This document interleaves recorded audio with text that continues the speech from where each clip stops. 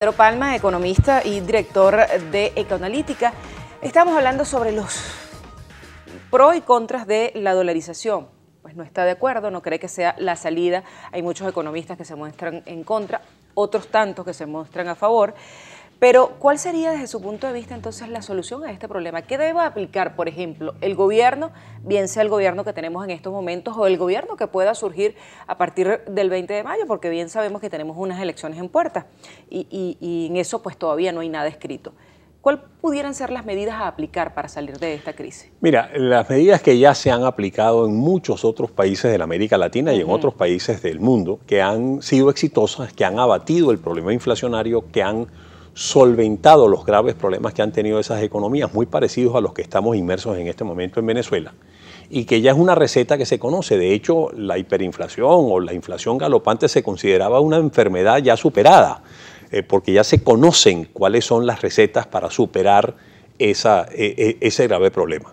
Y al igual que está pasando con la malaria, que también en Venezuela considerábamos que la habíamos superado en los años 40 del siglo pasado, resulta que ahora somos nuevamente líderes en materia de malaria. Bueno, igual sucede con la hiperinflación. ¿Qué hicieron esos países y cuál es la receta que yo considero que es la que debe tratarse en estos casos?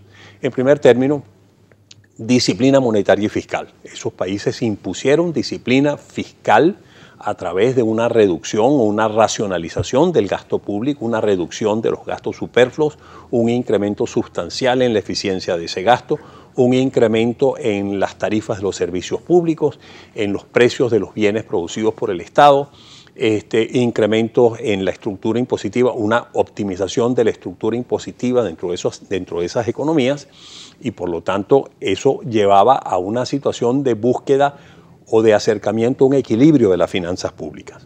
Después, una política monetaria racional donde se le devolvía la autonomía al Banco Central, que se podía negar a financiar gasto público deficitario a través de la creación de dinero inorgánico. Que no ocurre en estos momentos. Que es, digamos, el gran mal en que estamos inmersos en este momento. De hecho, recientemente el gobierno acaba de anunciar una nueva emisión de billetes que van a entrar en vigencia después de las elecciones. Así es.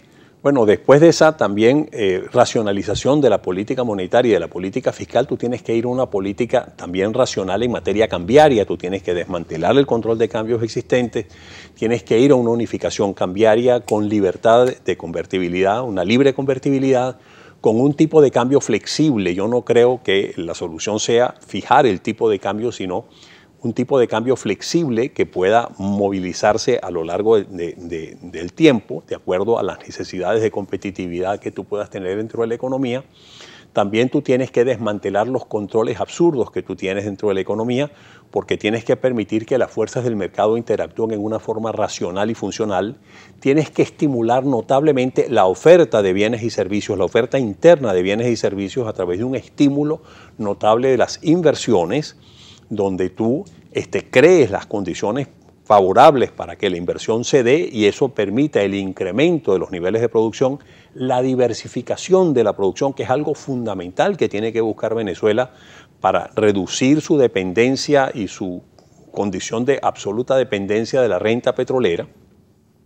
Tú tienes que permitir a través de esa mayor inversión que las empresas sean mucho más eficientes, incrementen notablemente su productividad y que basado en esa eficiencia y esa mayor productividad incrementen también su competitividad. En fin, son una serie de medidas de políticas fiscales, monetarias, cambiarias, de estímulo de inversión, de estímulo de producción, de diversificación de la economía, de desmantelamiento de los controles de cambio, lo que tú puedes aplicar. Y dentro de ese esquema, sobre todo al comienzo de la aplicación de ese esquema, tú puedes definir una moneda paralela, digámoslo así, una moneda inclusive hasta virtual paralela, digamos que tú la vayas relacionando con la moneda antigua, con el bolívar antiguo, y que a su vez vaya teniendo una relativa fijación con respecto a la divisa, al dólar, y que tú vayas definiendo los precios de los bienes y los servicios dentro de la economía en esa nueva moneda, de tal forma que entonces finalmente tú logras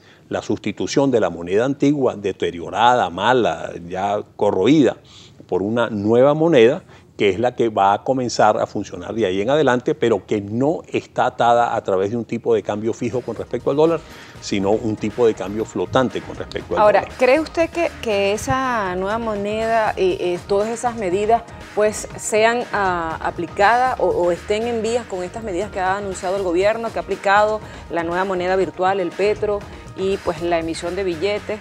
No, ¿Hay algo? Definitivamente vamos en sentido contrario. No, vamos en total sentido contrario a lo que debe ser esa política racional. Que no mencioné también que dentro de esa política racional tiene que haber una disponibilidad de financiamiento externo muy importante, sobre todo al comienzo de la puesta en marcha de ese plan, que a lo mejor en Venezuela se calcula que puede estar en el orden de los 50.000 millones de dólares, porque se requiere de una cantidad importante de divisas para tú poder desmantelar los controles cambiarios, para ir a una situación de racionalidad en la política cambiaria, en la política fiscal, en la política monetaria, etcétera, etcétera. O sea, tú requieres de un financiamiento muy importante, que eso se va a lograr en organismos multilaterales, en créditos puentes con otros gobiernos externos, etcétera. Y tú para eso tienes que crear confianza no solamente en el inversionista, sino también confianza en ese prestamista que te va a estar dispuesto a prestar esa cantidad de dinero siempre que tú apliques una racionalidad en la política, en las políticas públicas, en la política económica, para realmente ir al proceso de sanear la economía. Ojalá, pues todas esas medidas que usted me está señalando que deben aplicarse en Venezuela, pues en alguito le puedan escuchar los que tienen la posibilidad de cambiar esta realidad que estamos viviendo en estos momentos en Venezuela, que es el gobierno nacional. Muchísimas gracias a usted por habernos acompañado esta noche. Nosotros nos toca hacer una pausa. Al regreso vamos a estar viendo otra posición en relación a cuáles son las políticas que deben aplicarse para solucionar el tema económico en Venezuela. Ya regresamos.